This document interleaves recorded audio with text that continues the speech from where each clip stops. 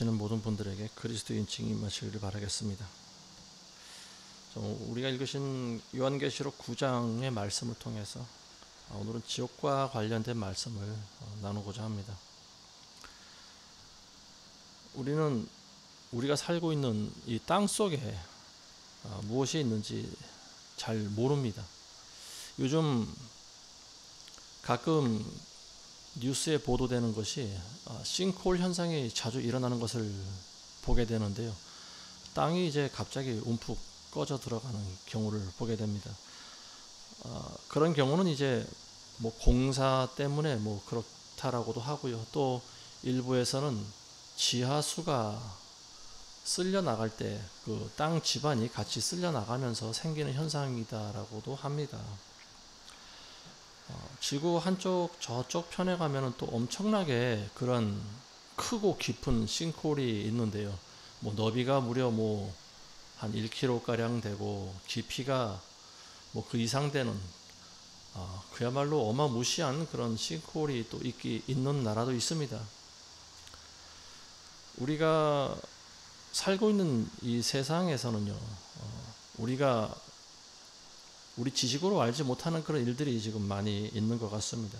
우리가 과학 시간에 배우기로는 우리가 살고 있는 이 땅이 둥그런 그 지구가 이제 그 공처럼 생겨서 그 맨 가운데 무엇이 있는가? 과학자들은 핵이 들어 있다고 합니다. 핵. 그리고 핵의 주위를 이제 감싸고 있는 것이 마그마층, 용암이라고도 불리는 그런 뜨거운 용암과 같은 것이 감싸고 있다고. 그리고 또 그 위에를 이제 지표면, 지각층이 감싸고 있다. 이런 우리가 이제 과학 시간에 배운 것이 그거예요. 인간들이 70년대에 한번 실험을 해봤습니다. 러시아에 있는 과학자들이 70년대에 시베리아에 있는 한 광산에서 땅을 계속 파들어갔다고 하는데요.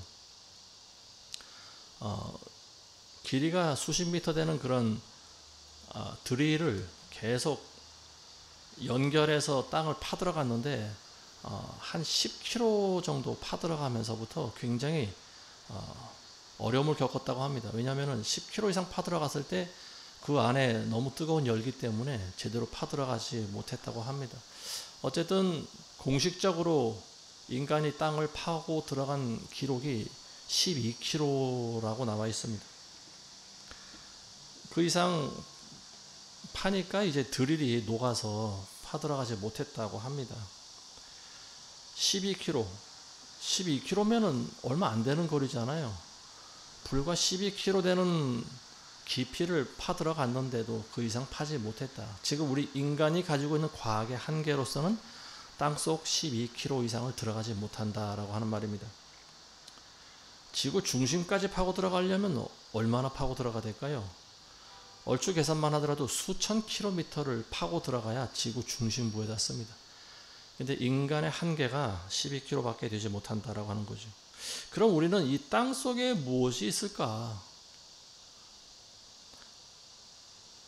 지금 얼핏 생각하더라도 우리는 아무 생각이 들질 않아요. 우리 땅 속에 무엇인지 알 수 없습니다. 그냥 우리는 땅을 파면 그냥 흙이 나오니까 흙이나 돌이나 뭐 안반층이 나오겠지, 이 정도로만 생각하고 있어요. 근데 옛날 사람들도 이 땅 속에 무엇이 있을까에 대해서 관심이 많았던 것 같습니다. 이 땅 밑에 가면은 지금 우리가 살고 있는 이 세상과 비슷한, 그렇지만 또 다른 세계가 있을 것이다, 이렇게 주장하는 사람들이 있어요. 뭐 어떤 사람들은 자기가 직접 지하 세계에 갔다 왔다고 또 주장하는 사람도 있습니다. 어쨌든 우리 인간이 지금 가지고 있는 과학의 힘으로 이 땅 깊은 곳에 무엇이 있는지를 알기는 굉장히 힘들 것 같습니다. 물론 뭐 인간이 팔 수 있는 그 한도, 그러니까 지각층에 무엇이 있다라고 하는 것은 어느 정도 가능할 것 같아요. 그렇지만 그 이상, 아까 말씀드린 것과 같이 12km 그 이상 안에 무엇이 들어있을까? 수백 킬로 아니면 더 들어가서 수천 킬로 깊은 곳에 무엇이 있는지는 알 수가 없어요. 아마도 뭐 용암층이 있기는 하겠죠. 그렇지만 모든 곳이 다 그렇게 마치 동그란 공과 같이 일정하게 그런 형태는 저는 아니라고 봅니다. 우리 인간이 할 수 없는 일들 가운데 하나가 하나님의 창조와 관련된 일이고요. 그리고 인간의 영혼들과 관련된 일. 이것은 우리 인간이 범접할 수 없는 그런 일이라고 저는 생각을 합니다. 예수님께서 제자들에게 그런 말씀을 하신 적이 있어요. 내가 땅의 일을 말해도 너희가 믿지 못하는데 하물며 하늘의 일을 말할 때 너희가 믿겠느냐. 우리가 알고 있는 과학적인 지식이라고 하는 것은 지극히 일부분입니다. 수박 겉핥기식밖에 되질 않아요. 하나님께서 창조하신 이 세계의 일을 우리는 다 알지 못합니다. 그런데도 우리는 마치 이 세계 하늘과 땅의 모든 일들을 우리가 다 알고 있다는 듯이 굉장히 교만하게 살아갑니다. 그렇지만 하나님 보실 때는 정말로 가소로운 거예요. 우리 인간은 땅의 일도 다 알지 못합니다. 땅 속에 무엇이 있는지조차 우리는 알고 있지 못하지 않습니까? 하나님께서 우리 인간이 알아낼 수 있는 그 한계를 정해 놓으신 것 같습니다. 자, 먼저 우리가 살고 있는 이 땅 속에 무엇이 있는가? 오늘의 주제가 지옥인데요. 이 땅 속에 무엇이 있는가? 어떤 세계가 있는가? 어떤 사람들이 다른 제2의 세계가 있다. 저는 그 말이 맞는 것 같습니다. 성경은 땅속 깊은 곳에 바로 지옥이 있다고 이야기를 합니다. 그 증거로 민수기 16장에 보면은요, 그 모세에게 반역한 일당의 무리들이 나옵니다. 고라와 다단과 아비람과 자, 이런 사람들이 산채로 지옥에 들어갔다고 성경은 기록하고 있습니다. 제가 그 관련된 민수기 16장의 말씀을 잠시 읽어드리자면요. 모세가 이 모든 말을 마쳤을 때 그들의 밑에 있는 땅이 갈라지고, 여기서 그들이라고 하는 것은 고라 일당들입니다. 그리고 땅이 갈라지고 땅이 그 입을 벌려 그들과 그들의 집과 고라에게 속한 모든 사람들과 그들의 모든 물건들을 삼키니라. 그들과 그들에게 속한 모든 것이 산채로 구렁으로 내려가고 땅이 그 위에 닫아버리니 그들이 회중 가운데서 멸망하니라. 모세가 이 고라 일당들을 한 곳에 모이게 합니다. 그리고 하나님께서 그들을 산채로 지옥으로 보내시는데요. 굉장히 무시무시한 장면입니다. 갑자기 땅이 갈라지는 거예요. 그리고 그들이 서 있던, 발을 디딛고 있던 땅이 갑자기 갈라지면서 고라와 다단과 아비람과 그리고 그의 모든 가족들, 장막과 그들에게 속한 모든 것이 전부 산채로 땅속에 빠져버리는 거죠. 이게 바로 멸망입니다. 영원한 멸망이죠. 성경에 기록되어 있는 이 고라 일당들은요, 최초이자 마지막으로 산채로 지옥에 들어간 사람들의 아주 좋은 케이스입니다. 땅 밑에 있는 세계는 바로 지옥의 세계입니다. 땅속 저 깊숙한 곳에 지옥이 있습니다. 지옥이라는 말 자체가 땅에 있는 감옥이다라고 하는 뜻이에요. 이사야서 14장 15절에 보시면 이런 말씀이 있습니다. 그러나 너는 지옥까지 끌어내려질 것이요 구렁의 사면에까지 끌어내려지리라. 자, 이 말씀은 이제 개역 성경에는 또 이렇게 나와 있습니다. 그러나 내가 음부 곧 구덩이 맨 밑에 떨어짐을 당하리라. 하나님을 반역한 무리가 지옥까지 떨어진다라고 하는 거죠. 그러니까 지옥이라고 하는 것을 스올이라고도 합니다. 스올. 어느 성경에는 음부라고도 나와 있습니다. 누가복음 16장에 보시면은 예수님께서 부자와 나사로의 비유를 말씀하시는데 거기도 이제 지옥이 나오고 있습니다. 16장 26절에 보시면은요, 이 모든 것 외에도 우리와 너희 사이에는 커다란 구렁이 놓여 있어서 여기에서 너희에게 건너가고자 하여도 갈 수 없고 거기서 우리에게로 건너오고자 하여도 올 수 없느니라. 예수님께서 이 음부의 세계에 대해서 설명해 주고 계시는데요. 이 부자와 나사로에 대한 이야기, 우리가 잘 아시는 부분이지만 부자는 죽어서 지옥으로 갑니다. 그리고 거지 나사로는 천사들의 손에 떠받들려서 어디로 갑니까? 아브라함의 품 안에 안기죠. 그러니까 이 지옥이라고 하는 곳이 과거에는요, 구약의 때는 이 밑에 지하에 음부 세계가 있는데 의인도 그리 가고 악인들도 글로 들어갑니다. 그렇지만 서로 볼 수는 있지만 건너갈 수가 없는 거예요. 왜냐하면 가운데 큰 구렁이 있습니다.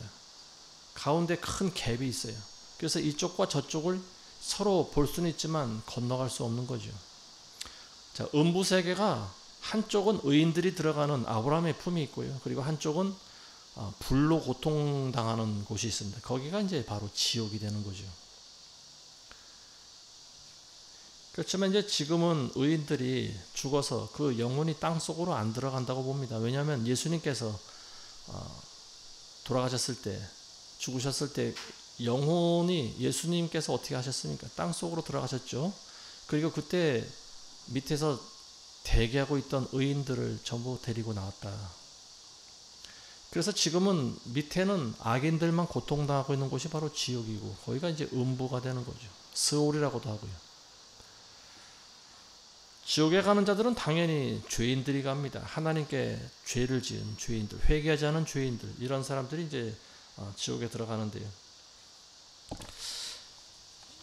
지옥의 세계에 대해서 아주 적나라하게 어떤 사람들이 들어가 있는지 보여주고 있는 내용이 구약에 나와 있습니다. 에스겔서 32장에 나와 있는데요. 자, 에스겔서 32장을 우리가 잠시 한번 참고해 보겠습니다.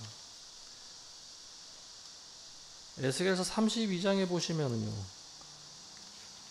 하나님께서 에스겔에게 땅 속에 있는 세계에 대해서 말씀하십니다.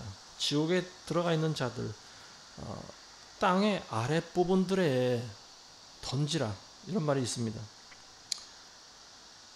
지금 땅 속에 있는, 물론 지금도 들어가 있겠지만요, 그 당시 구약시대 때 땅 속에 어떤 자들이 들어가 있는지에 대해서 하나님 말씀해 주고 있는데요. 먼저는 애굽에 있는 민족들, 애굽의 민족들이 들어가 있죠. 이집트.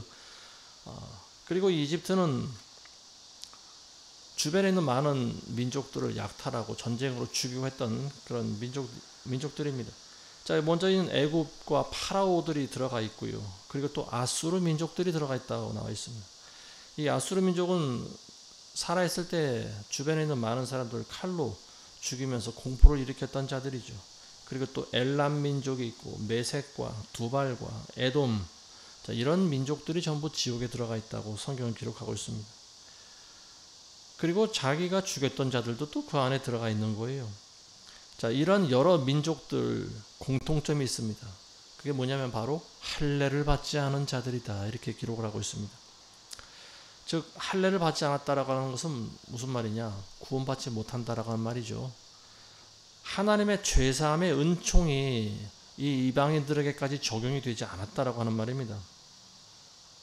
자, 가장 먼저 들어가 있던 이 애굽의 파라오가 다른 민족들이 들어오는 것을 보고 마음에 위안을 받는다, 이렇게 성경을 기록하고 있습니다. 사람의 심리라고 하는 것은 굉장히 좀 악하고 못됐죠. 자기만 고통받는 것이 아니고 다른 이가 같이 고통받을 때 사람은 위안을 느낍니다. 그런다고 해서 고통이 줄어들거나 감하는 것은 아니죠. 그렇지만 다른 사람이 같이 자기처럼 고통당하는 모습을 보고 위로를 받습니다. 자, 베드로전서 3장과 4장에 보시면 예수님께서 죽으신 후에 땅속 깊은 곳에 있는 지옥에 가셨다고 또 기록을 하고 있죠. 그래서 주님은 성령으로 감옥에 있는 영들에게 가서 전파하셨다, 이렇게 말씀하고 있는데요. 어떤 영들이 감옥에 갇혀 있을까요? 이 땅속 깊은 감옥, 그러니까 지옥이라고 말하는 거죠. 바로 여기가. 이 영들은 어떤 영들인가 하면 노아의 사건 때, 노아의 때 하나님께서 오래 참고 기다리실 때 순종하지 않았던 자들이다, 이렇게 나와 있습니다. 하나님께서 오래 참고 기다리실 때라고 하는 것은 방주가 지어질 때를 이야기하고 있습니다. 그러니까 노아 가족들이 방주를 짓는 시간이 굉장히 길었겠죠. 100년 이상 걸렸습니다. 그 기간 동안 하나님께서는 죄인들을 참고 인내하셨다라고 하는 말이에요. 그리고 그들에게 기회를 주셨다라고 하는 거죠. 방주가 지어지는 동안 노아는 찾아온 사람들에게 복음을 전합니다. 이제 얼마 후면은 이 배가 다 지어지면은 하나님께서 큰 비를 내릴 것이다. 그때 너희는 이 방주 안에 들어와야 목숨을 살릴 수 있을 것이다. 이게 바로 복음인 거죠. 방주 안에 들어와야 너희가 살 수 있을 것이다. 하나님께서는 노아 가족을 통해서 죄인들에게 복음을 전하셨습니다. 그리고 방주가 다 지어질 때까지 100년 넘는 기간 동안 하나님은 인내하셨다라고 하는 거죠. 근데 비가 내릴 때가 다 됐는데 누가 들어옵니까? 방주 안에 들어온 사람은 8명밖에 없어요. 노아 세 아들과 세 며느리들과 노아의 아내밖에 없습니다. 이 8명밖에 없어요. 다른 사람들은 믿지를 않았습니다. 이렇게 맑은 날 무슨 비가 오냐? 방주문이 닫히기 전까지 사람들은 한 명도 안 오고요. 그리고 배가 다 지어질 때 하나님께서는 하나님이 지으신 생물들을 한 쌍씩 그 노아 방주 안에 집어넣습니다. 정결한 짐승은 7쌍, 그리고 부정한 짐승은 한 쌍씩 이렇게 씨를 보존하게 하셨는데, 어쨌든 짐승들이 다 들어오고 하나님께서 정하신 때가 되니까 방주 문이 닫힙니다. 그리고 비가 내리기 시작합니다. 비가 많이 오니까 어떤 사람들은 이제 노아가 한 말이 기억나는 사람들도 있겠죠. 지난주에도 우리가 살고 있는 지역에 비가 굉장히 많이 왔습니다. 단 하루 내렸는데도 막 차들이 물에 잠기기도 하고 막 그랬습니다. 그리고 또 심지어는 목숨을 잃은 사람도 있다고 하는 것 같아요. 우리나라 기후가 점점 변하는 것 같습니다. 단 하루 비가 내렸는데 도시 곳곳이 물에 잠기고 침수되고 또 차가 물에 잠기고 사람이 생명을 잃고 재산을 잃고 도로 곳곳이 붕괴가 되고, 이런 식의 비가 한 40일 정도 내리면 어떻게 될까요? 온 세상이 결국 물에 잠기지 않겠습니까? 아무리 아파트 높은 곳에 살아도 소용없습니다. 하나님께서 하늘의 창문을 여시면은요, 어마무시한 비가 내리게 되어 있습니다. 노아의 때에는 가장 높은 산 위에까지 물이 잠겼습니다. 지금 에베레스트 산이 가장 높죠. 그 위에까지 물이 잠겼습니다. 이 땅에 사는, 발 딛고 사는 인간들은 피할 곳이 없습니다. 오직 노아 방주 안에 들어와야만 사는 거고요. 그 방주는 오늘날 바로 예수 그리스도 안이 되는 거죠. 아멘이십니까? 예수 그리스도 품 안이 우리가 피할 곳입니다. 예수 그리스도 외에는 피할 곳이 없어요. 자, 계속해서 지옥에 대해서 말씀드리겠습니다. 한마디로 죄인들이 가는 곳이 바로 지옥이고요. 모든 인간들이 다 죄인이기 때문에 살아있을 때 구원을 받지 못하면 결국 다 지옥에 가게 되어 있습니다.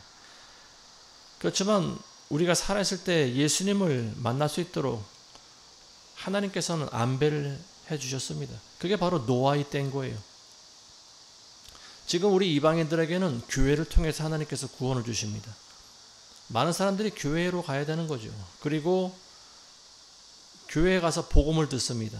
복음이라고 하는 것이 영원히 지옥에 들어가서 고통당해야 할 우리 인간들이 예수 그리스도를 믿음으로 말미암아서 그분의 공로에 힘입어서 우리가 천국에 들어갈 수 있다라고 하는 겁니다.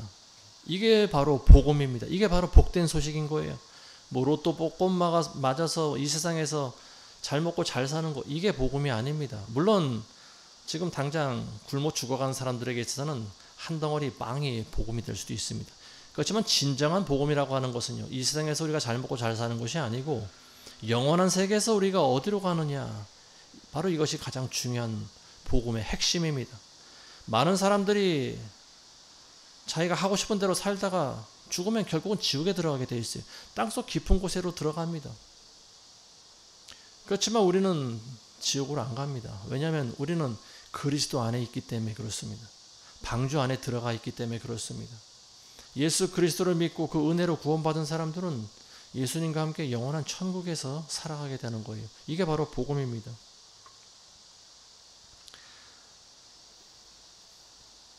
자, 베드로후서 2장 4절에 보시면은요, 이런 구절도 있어요. 하나님께서는 죄를 지은 천사들조차 아끼지 않으시고 지옥에 던져서 흑암의 사슬에 내어주어 심판 때까지 가두어 두셨으며.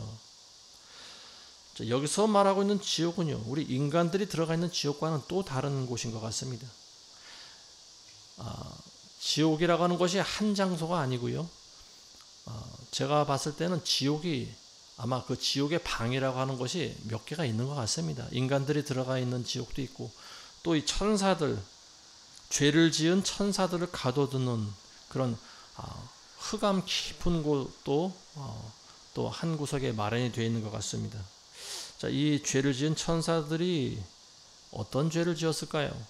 아마도 이 루시퍼가 반역을 일으켰을 때 루시퍼를 도와서 같이 반역한 그 천사들의 무리가 아닌가 싶습니다. 그리고 또 노아의 때 보면은 하나님의 아들들이라고 하는 존재가 나오는데, 하나님의 아들들이라고 하는 것이 바로 이 천사를 지칭하는 말입니다.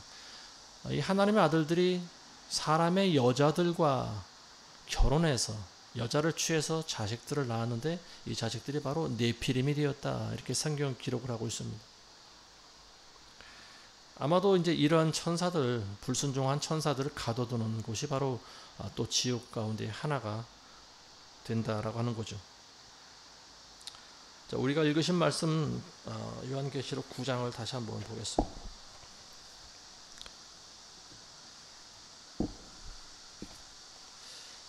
자, 계시록 9장 1절과 2절 보시면은요, 다섯째 천사가 나팔을 불 때 내가 보니 하늘에서 별 하나가 땅에 떨어지는데 그가 끝없이 깊은 구렁의 열쇠를 받더라.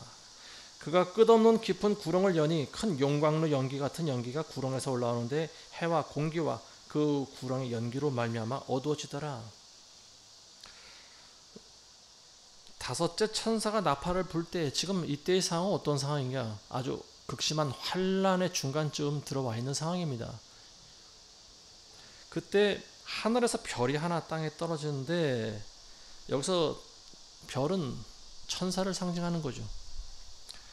그가 별을 지금 의인화시키고 있습니다. 이 별이 끝없이 깊은 구렁의 열쇠를 받더라. 천사가 끝없이 깊은 구렁이라고 하는 것은 무저갱이라고도 표현합니다. 바닥이 보이지 않는 끝없이 깊은 그 구덩이, 바로 지옥의 한 일부분입니다.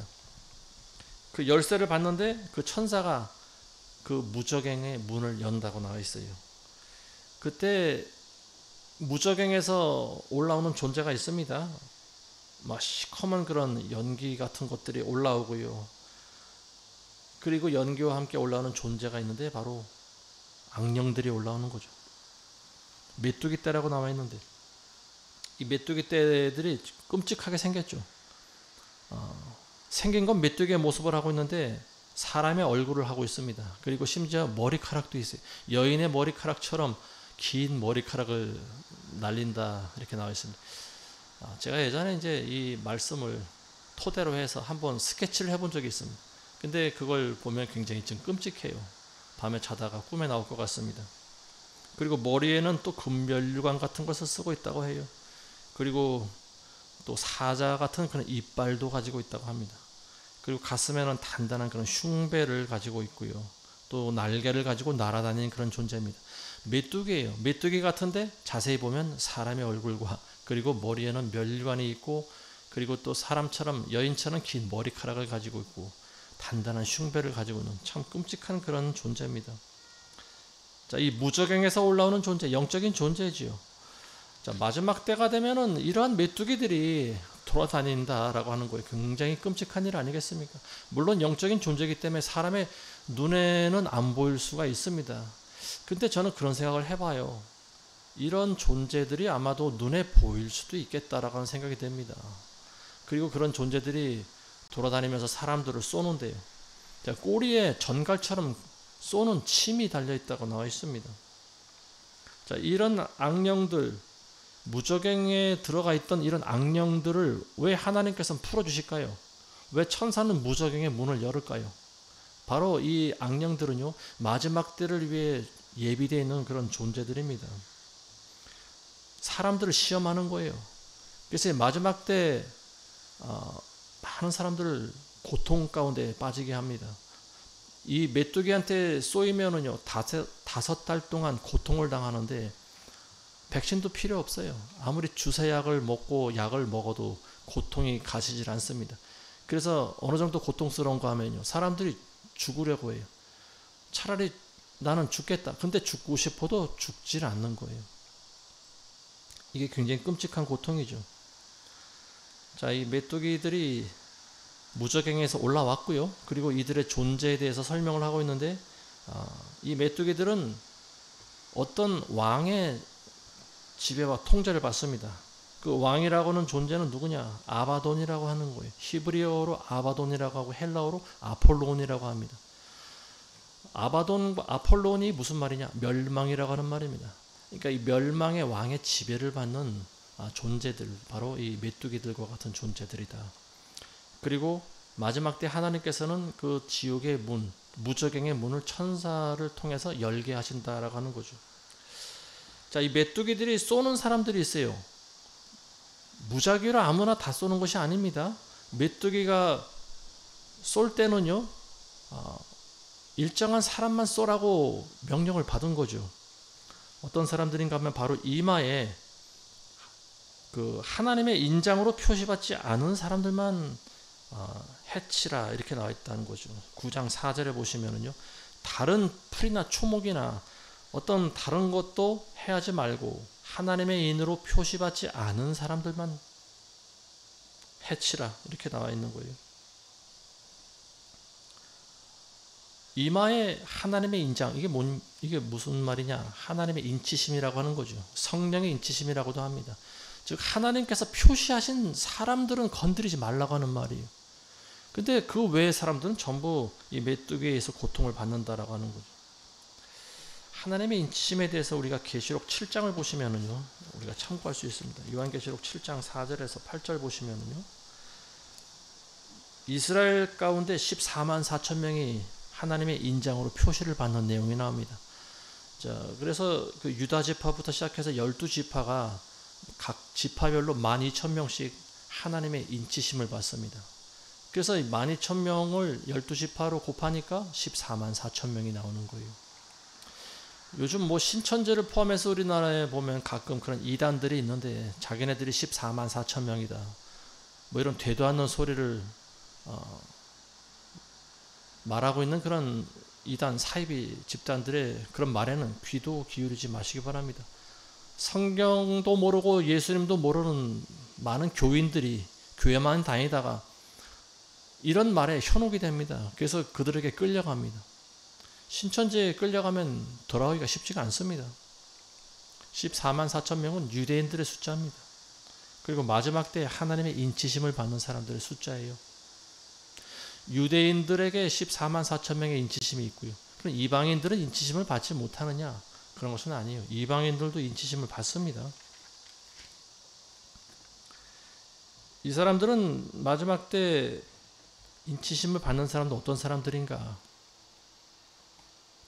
그 상황이 이제 적그리스도가 등장할 때의 상황인 거나 다름이 없는 거죠. 조금 있으면 이제 적그리스도가 13장에 또 등장을 합니다.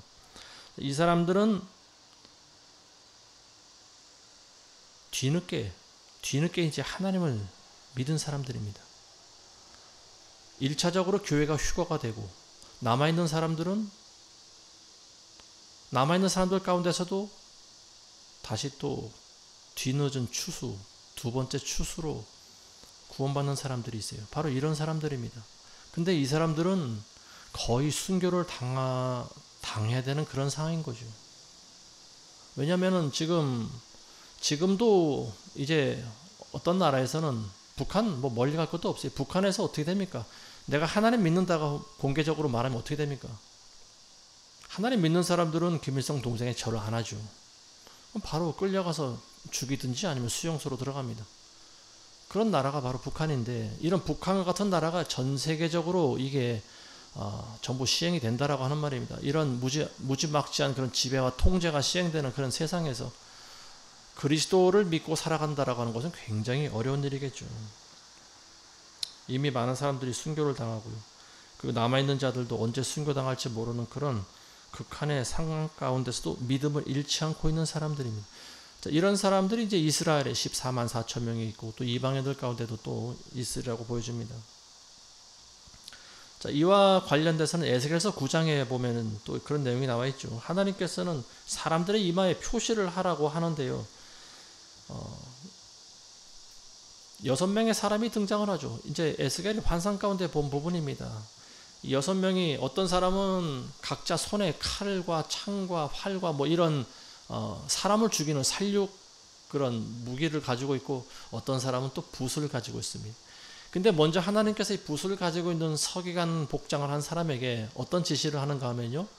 너는 예루살렘 거리를 다니면서 지금 보여지고 있는 이런 가증한 것들로 인해 탄식하고 울부짖는 사람들을 찾아라. 그리고 그들의 이마에 표시를 하라. 그런 지시를 합니다. 이 사람들이 마지막 때에 나라와 민족을 위해서 울부짖으면서 기도한 사람들이, 이런 사람들이 어떤 교회의 배교와 이런 가증한 짓거리들을 보면서 탄식하는 사람들입니다. 이 사람들의 이마에 하나님께서 성령으로 인치심을 주신다라고 하는 말입니다. 성령의 인치심이라고 하는 것이 바로 이런 거예요.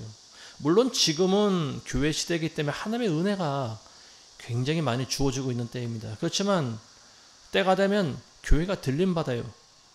이걸 이제 우리가 휴거라고 합니다. 하나님께서는 정확하게 구분하십니다. 부를 사람들을 불러 모으십니다. 때가 되면 천사장의 호련과 나팔 소리가 들리고요. 그리고 우리가 변화받습니다. 호련이 변화돼요. 신령한 몸으로 변화받아서요. 공중으로 올려갑니다. 예수님께서 우리를 부르시는 거, 이게 바로 휴거 사건입니다. 근데 교회가 휴거되고 나면 어떻게 됩니까? 이 지상에서는 환란이 시작되는 거예요. 그때부터 7년 환란이 시작되는데 그 환란은 견딜 만한 사람이 없다라고 하는 거죠. 에스겔서 9장에도 보면요. 예루살렘이 멸망하기 직전에 하나님께서 에스겔 선지자에게 그런 걸 보여주십니다. 이마에 인침을 받는 사람들 외에는 모두가 다 죽는다라고 하는 거죠. 그래서 이 서기관 복장을 한 사람이 그 배교 상황 가운데 우상 숭배하는 그런 예루살렘의 모습을 보고 울부짖고 탄식하는 사람들의 이마에 표시를 합니다. 근데 그 외에는 표시를 하지 않아요. 자, 그런 다음에 이제 이 5명 나머지 사람들이 어떤 일을 합니까? 이마에 표시되지 않은 사람들만 골라서 다 죽입니다. 가장 먼저 죽이는 존재들이 있어요. 어떤 사람들이 제일 먼저 죽느냐? 성전 앞에 있는 늙은이들부터 죽이라고 나와 있습니다. 성전 앞에 있는 늙은이들이 누굴까요? 제사장들이에요. 그 사람들이 바로. 그리고 선지자들입니다. 그리고 장로들이에요. 늙은이들입니다. 장로들이에요. 그러니까 제사장과 선지자와 늙은이들부터 다 죽이라고 하는 거죠. 이 제사장이나 선지자들은 우상숭배에 가담한 자들입니다. 그러니까 거짓 선지자라고도 볼 수가 있는 거죠. 이 사람들부터 먼저 죽이는 거예요. 하나님의 심판이 어디서부터 임합니까? 교회에서부터 임하는 거예요. 하나님의 집에서부터 심판이 시작된다라고 하는 말입니다. 오늘날 제사장과 선지자와 장로들 이런 역할을 해야 되는 그런 목회자들이 지금 전부 다 배교한 상황 아닙니까? 자유주의 신학을 배우고 WC에 가입을 하고 그리고 우상 숭배자들과 함께 전부 무슨 연합 모임을 하고 또 하나님께 그런 예배라는 미명하에 온갖 이런 우상 숭배자들, 귀신 숭배하고 정령 사상 가지고 있는 이런 사람들 다 모아서 같이 예배를 드렸다고 하는 거죠. 가증한 짓거리를 하는 거예요. 구약 시대와 조금도 다르지 않습니다. 예루살렘이 멸망할 때와 똑같은 거예요. 오히려 그때보다 더 많고 다양한 우상 숭배자들이 지금 다 모여 있는 거죠. 이미 한국에 있는 모든 주류 교단들이 WCC에 전부 다 가입을 해버렸습니다. 10월 달에는 또 WEA라고 하는 걸 개최한다라고 하는데, WEA는 세계 복음 연맹이라고 하는 그런 단체입니다. WCC와는 성격이 좀 다르다고 하지만 제가 봤을 땐 별반 다르지 않은 것 같습니다. 그 대회를 굳이 왜 우리나라에서 해야 되는가? 그리고 왜 사랑의 교회 같은 그런 장로 교단에서 해야 되는가? 저는 이해가 되지 않습니다.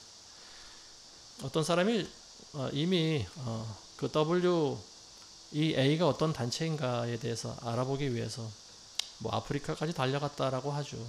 왜냐하면 그 WEA의 그 총무가 아프리카 사람인데요. 근데 이 사람은 좀 이상한 신학을 가지고 있는 사람인 것 같아요. 그 나라에서는 그 WEA 총무를 사도라고 불린다고 합니다. 그러니까 자기가 사도라고 불리기를 원했다라고 하는 거죠. 아마도 이 신사도 계열이나 은사주의 계열이 아닌가 싶습니다. 어쨌든 정통 교리가 아닌 예수 그리스도의 십자가의 좁은 길을 걸어가고 있는 사람이 아닌 넓은 길을 걸어가고 있는 그런 사람인 것 같습니다. 이처럼 신학 교리가 다르고 그리고 예수 그리스도의 가르침과 거리가 먼 그런 교단, 시작은 그렇게 시작하지 않았는지 모르지만 지금의 WCC나 WEA의 모습이라고 하는 것은 세상 조직과 조금 더 다를 바가 없지 않습니까? 많은 사람들이 모여서 연합하고 세계 평화를 위해서 기도하고 그런 거 아니겠습니까? 근데 결국은 배교의 모임이에요. 예수 그리스도만이 절대 진리라고 하는 그런 진리가 사라져 버렸습니다. 모든 종교에도 다 구원이 있다라고 하는 거죠. 마지막 환란의 때가 되면은요, 교회가 들림 받고 나면 가장 먼저 심판받을 사람들이 바로 이런 사람들입니다. WCC라든지 WEA라든지 교회의 이름을 가지고 장난질 치는 사람들, 자기의 목적을 위해서 그리스도를 이용하는 사람들, 이런 사람들이 환란이 시작하면 가장 먼저 심판을 받습니다.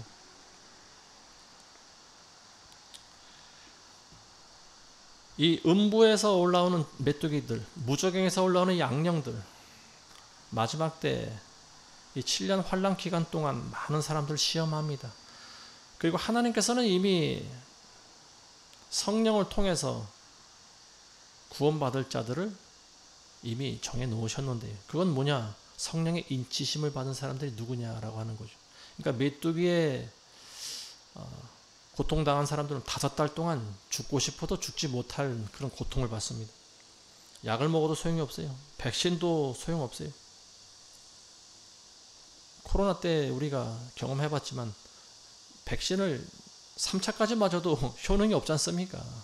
효능이 없는 것이 이미 증명이 됐는데도 사람들은 정말로 백신을 많이 맞아댔습니다. 마지막 때 지옥문이 열리면은요, 이 마지막 때를 위해서 예비하신 이런 마귀들이 온 세상에 들끓게 된다라고 하는 거예요. 굉장히 무서운 일입니다. 지금은 하나님께서 그거를 허락을 안 하시고 계시는 거예요. 근데 때가 되면은 허락하시는 때가 있습니다. 지금은 성령께서 지금 많은 것들을 지금 누르고 계십니다. 왜냐하면 교회를 위해서 보호하시는 거죠. 하나님의 후사 예수 그리스도의 은총을 입은 사람들을 위해 지금 보호하고 계시는 겁니다. 악이 지금 날뛰는 것 같아도 지금 제가 봤을 때 절반도 날뛰는 것이 아니에요. 왜냐하면 하나님께서 누르고 계시기 때문에 그렇습니다.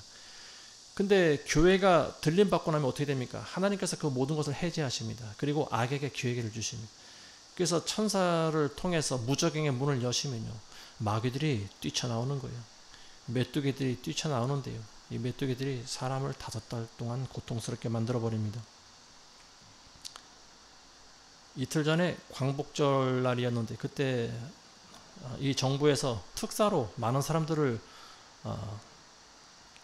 풀어줬습니다. 정치인들과 공직자들이 27명이 되고요, 노동자들이 2188명이나 된다고 하고요, 그리고 운전면허 등과 같은 그런 행정제재 대상자들 83만 명을 전부 사면해줬다고 합니다.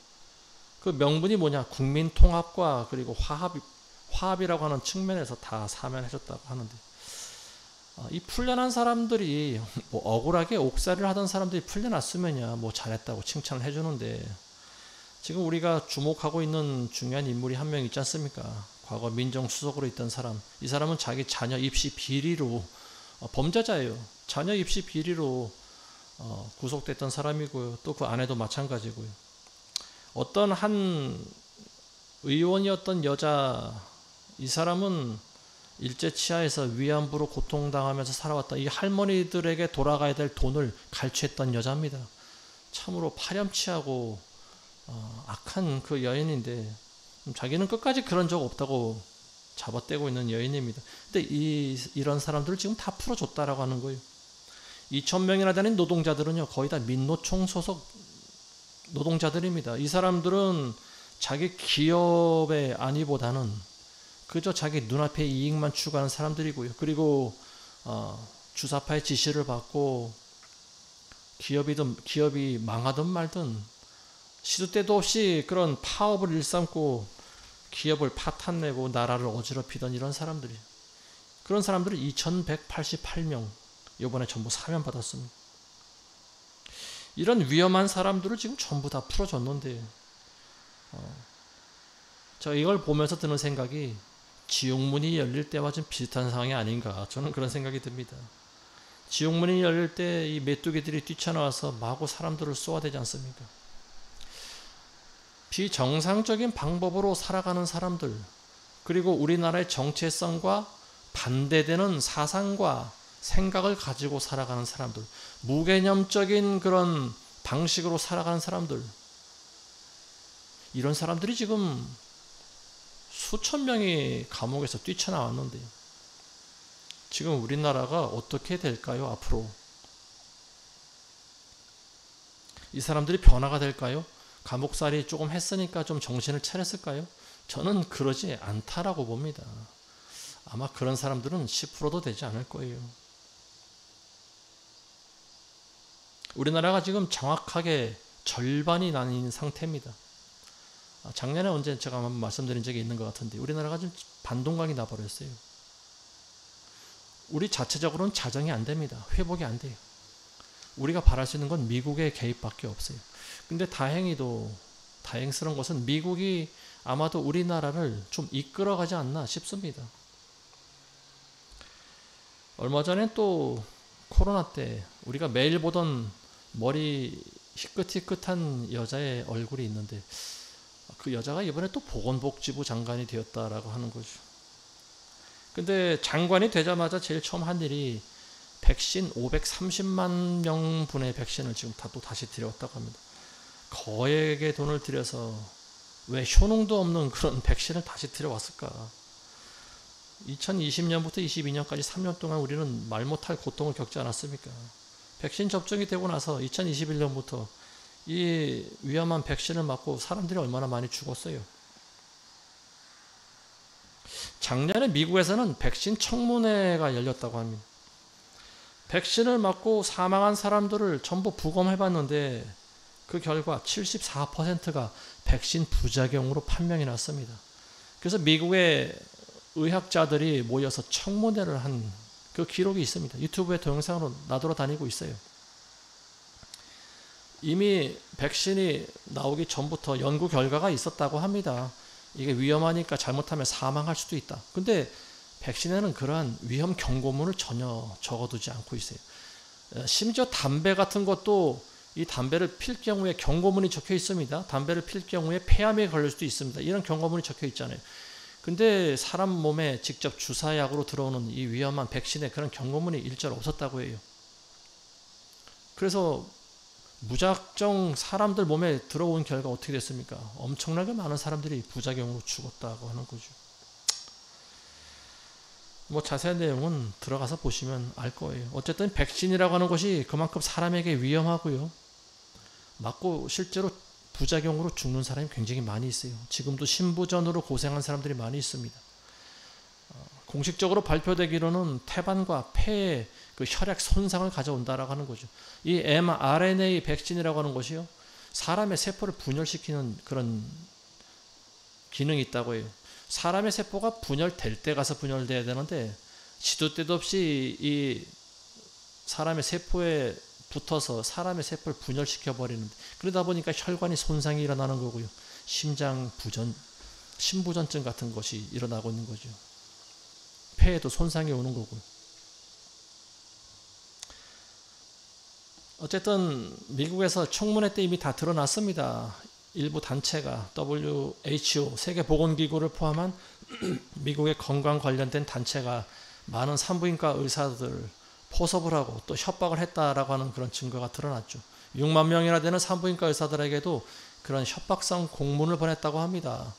산부에게도, 임산부에게도 백신을 맞추라고 이런 공문이 내려왔다는 거예요.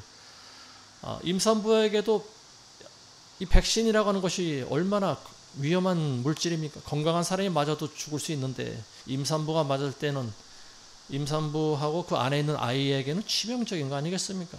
근데도 백신 접종을 강요했다라고 하는 거예요. 여기에 대해서 어떤 반발하거나 의의를 제기하면 의사 면허를 취소하겠다라고 하는, 이거는 뭐 굉장히 강력한 협박이죠. 근데 어쨌든 그 당시는 정부와 의사들과 또 제약회사들과 또 방송과 언론들과 모든 것들이 다 일치해서 백신을 맞게 강요를 했습니다. 저는 5년 전서부터 백신을 맞지 말라고 계속 말해 왔었고 위험성에 대해서 계속 말을 했습니다. 결국은 저희 채널이 한번 폭파가 됐고요. 그때는 백신이라든지 코로나라든지 그런 단어만 말을 해도 AI가 전부 검색을 해서 경고를 줍니다. 근데 이렇게 지금 이미 효능이 없다라고 하는 것이 밝혀졌는데도 지금 이 머리 하얀 보건복지부 장관은 도대체 왜 이런 정신 나간 짓을 할까요? 돈이 그렇게 쓸 데가 없는가? 우리나라를 다시 지옥에 빠뜨리려고 하는 건가? 저는 그런 생각이 들어요. 그렇지만 이제 아마도 많은 사람들이 예전처럼 그렇게 무작정 맞지는 않을 것으로 보여집니다. 말씀을 맺겠습니다. 지난주인가 또 우리가 눈여겨볼 만한 사건이 또 하나 있었는데 WCC 총무가 우리나라에 와서 뭐 대통령과 담화를 했다고 하는데 뭐 뜻이 굉장히 잘 맞는 것 같습니다. 이 WCC라고 하는 단체는요, 자유주의적인 신학을 가진 사람들이 운영하고 있는 단체고 이 사람들은 북한에 있는 교회와도 연합하자고 한 사람들이고요. 뭐 북한과 잘 지내자 뭐 이런, 그리고 이 사람들이 또 주장하는 게 종전선언입니다. 종전선언. 북한을 있는 그대로 인정하자라고 하는 거죠. 날마다 핵을 개발해서 우리를 죽이겠다고 위협하는 사람들과 어떻게 우리가 악수할 수 있습니까? 말이 되지 않는 거죠. 평화협정이라고 하는 것이 이게 사실 가능한 것이 아닌데 어쨌든 이 사람들은 지금 그걸 계속 하자고 하는 거고, 결국은 우리나라를 어떤 연방제, 사회주의 국가로 만들 때 이런 것들이 가능해지지 않은가 싶습니다. 하나님의 절대 진리가 없는 북한 교회, 뭐 봉수교회나 칠골교회 이런 보여주기식 교회밖에 없는 교회와 무슨 연합을 해서 그들과 함께 평화를 위해 기도하자라고 하는 건가? 결국은 북한에 남아 있는 어떤 돈과 자원들을 계속해서 공급해 주자라고 하는 소리밖에 들리지 않습니다. 그리고 김정은 정권을 우리가 계속 인정해야 되고 그들이 하는 대로 우리가 따라가야 되는 그런 마치 고삐를 꿰인 듯한 그런 망아지 신세가 한국이 되지 않는가, 저는 그런 생각을 합니다.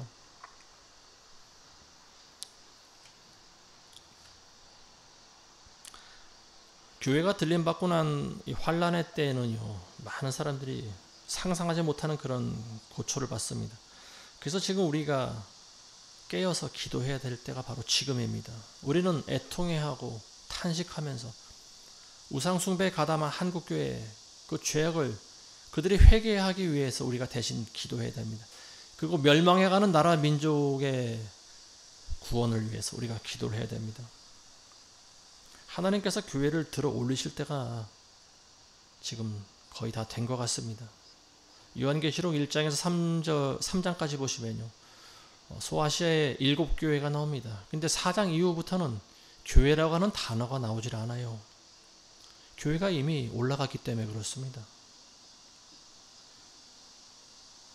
그리고 이 땅에는 7년 환란이 시작되는데 그거는 우리가 상상할 수도 없고 그야말로 무시무시한 그런 고통이 기다리고 있습니다. 뭐 자연적인 재해와 뭐 지금도 지구 한쪽은 엄청 고통을 당하고 있죠. 지금 뭐 지구 온난화 때문에 그렇다고 하는데 뭐 40도, 50도까지 더운 그런 나라들도 있습니다. 지금 우리나라도 뭐 40도에 육박하는 그런 여름 날씨가 시작되고 있는데 점점 하나님께서는 이 태양을 뜨겁게 하시는 것 같습니다. 이제 이런 이상적인 이런 재해는 왜 주시는 걸까요? 회개하라고 하는 거죠. 노아를 통해서 방주를 짓게 하시는 때가 바로 지금입니다. 하나님께서는 교회를 통해서 구원받으라고 하시는 거예요. 그렇지만 때가 되면 교회를 들어 올리십니다. 휴거가 지나고 나면은 더 이상 진짜 교회가 없는 거죠. 그때 보여지는 교회들은 전부 가짜입니다. 물론 지금도 우리가 구별할 수는 있지만요. 어쨌든 그런 보여주기식 교회에 가서 우리가 구원을 얻을 수 없는 거죠. 그때 진짜 예수 그리스도를 믿는 사람들은 소수라고 보여집니다. 어쨌든 그들에게도 계속 복음이 전파될 테고요. 그리고 두 증인과 같은 사람들이 나타나서 이스라엘의 구원을 위해서 또 애쓰는 사람들도 있을 테고, 또 구원받는 14만 4천 명의 그런 유대인들도 있을 거고, 또 그보다 많은 이방인들도 구원받을 것이라고 보여집니다. 그렇지만 그때는 정말로 구원받는 것이 힘들고, 그때는 자기 믿음을 직접 눈으로 보여줘야 하는 그런 때입니다. 적그리스도가 전 세계를 다스리고 우상에게 숭배를 강요하고 그리고 짐승의 표를 맞게 하는 그 시대에는요, 도망 다녀야 되는 거예요. 산속으로 들어가든지 땅을 파고 굴 속에 숨든지 도망가야 됩니다. 붙잡히면은 순교를 감행해야 돼요. 그렇게 해서라도 우리 믿음을 지켜야 되는 때가 바로 마지막 환난의 때입니다. 많은 사람들이 적그리스도에게 붙잡혀서 목배임을 당합니다. 그렇지만 그렇게 해서라도 우리가 천국에 가기 위해서는 우리가 그렇게라도 해야 되는 거죠. 자, 그런 일을 당하지 않기 위해서는 우리가 은혜의 시대, 교회를 통해서 주어지는 그런 은혜가 있을 때 우리가 회개를 해야 됩니다. 그리고 나라 민족과 교회의 변화를 위해 회개해야 됩니다. 그들의 회복을 위해 기도해야 되고요. 그들이 하지 않는 회개를 우리가 대신이라도 기도해야 됩니다. 그래서 마지막 때 항상 우리가 깨어서 기도하고 장차 일어나게 될 이 모든 환난에서 피하고 그리고 예수 그리스도 앞에 서기에 조금도 부족함이 없는 여러분들 되시기를 주의 이름으로 축원드립니다. 기도하겠습니다. 하나님 아버지 감사합니다. 오늘 마지막 때에 일어나게 될 일에 대해서 나누었습니다. 마지막 때가 되면 하나님께서 무저갱의 문을 여실 때 메뚜기 같은 악령들이 나와서 많은 사람들을 5달 동안 고통스럽게 만듭니다. 그때는 죽고 싶어도 죽지 못하는 그런 상황이 옵니다. 짐승 정권이 들어서면 그때는 모든 사람들에게 우상의 경배를 강요하고 또 짐승의 표를 맞게 하는 그런 시대가 옵니다. 그때 자기 믿음을 지킬 만한 사람들이 과연 얼마나 되겠습니까? 하나님, 그러나 하나님께서는 교회를 사랑하셔서 그때가 오기 전에 환난을 피하도록 우리를 들어 올리시는 그 사건, 그 휴거의 때를 우리가 바라봅니다. 하나님, 우리가 마지막 때의 환난을 피하는 것도 중요하지만 그러나 남아있는 사람들을 위해 우리가 탄식하며 또한 기도하는 시간도 필요합니다. 아버지, 이 나라가 어디까지 갈지 모르지만 하나님, 이 나라를 부디 불쌍히 여기시고 용서해 주시기를 간절히 기원합니다. 더 때가 늦기 전에 아버지, 이 땅에 있는 교회들이 회개하고 정신 차릴 수 있도록 하나님 저들에게 기회를 허락하여 주시옵소서. 예수님의 이름으로 기도드리옵나이다. 아멘.